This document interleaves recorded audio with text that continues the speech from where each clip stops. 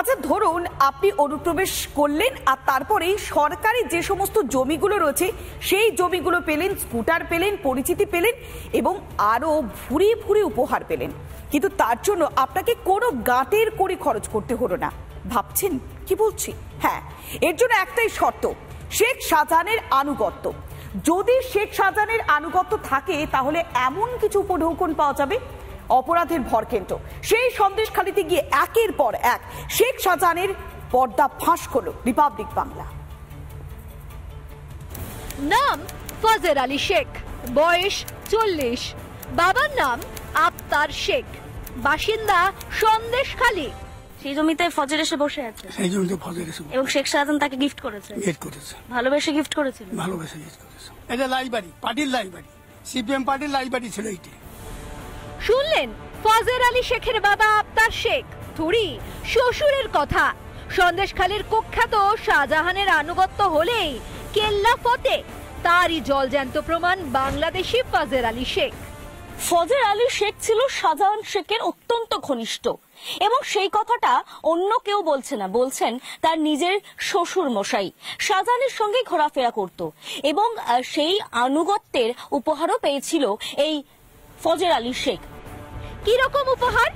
CPIM পার্টির এক সময় লাইব্রেরি ছিল, এই ভেঙে যাওয়া যে ঘরটি সেটা একসময় সিপিআইএম পার্টির লাইব্রেরি ছিল, এবং খাতায় কলমে দেখতে গেলে এই জমিটা, তার পাশেই যে জমিটা রয়েছে সেটা সরকারি জমিও বটে, এবং সেই জমির উপরেই ফজরকে গিফট করা হয়েছিল বা উপহার দিয়েছিলেন শেখ শাহজাহান। এই যে বাড়িটি, সেই বাড়িটি এই জমিটা দেওয়ার পর এখানে এসে বাড়ি তৈরি করে ফজর আলী শেখ। আগারহাটের ভাটিদা মল্লিক পাড়ায় সরকারি জমিতে ঘর তৈরি করে ফেলে বাংলাদেশি ফজর আলী শেখ। মানে শাহজাহানের ঘনিষ্ঠ হলে একজন বাংলাদেশির সরকারি জমি পাওয়াটাও মামুলি ব্যাপার। এক কথায় অনুপ্রবেশকারীদের গডফাদার হয়ে উঠেছিল শেখ শাহজাহান। উপহারের ফিরিস্তি এখানেই শেষ নয়, বাংলাদেশি অনুপ্রবেশকারীকে একটি স্কুটারও উপহার দিয়েছিল শাহজাহান। স্কুটি রাখা রয়েছে, একদম ঝাঁ চকচকে স্কুটি, সে নাম্বার প্লেটই নেই এই স্কুটির গায়ে। ফজর আলী শেখ এই যে জায়গা আগারহাটি অঞ্চল থেকে সে এখন সরবেরিয়ার কোনো একটি অঞ্চলে গিয়ে আশ্রয় নিয়েছে। যে বাড়িটা শাহজাহান তাকে গিফট করেছিল, বা বলা বাহুল্য যে জমিটা, সরকারি জমিটা তাকে গিফট করেছিল, সেই ঘরের মধ্যেই রাখা আছে এই নম্বর প্লেট বিহীন একটি স্কুটি। শাহজাহানের চটি চাটা হলে মিলত উপহারের ঘর ভর্তি ডালি। সরকার আর তৃণমূল সব মিলেমিশে একাকার।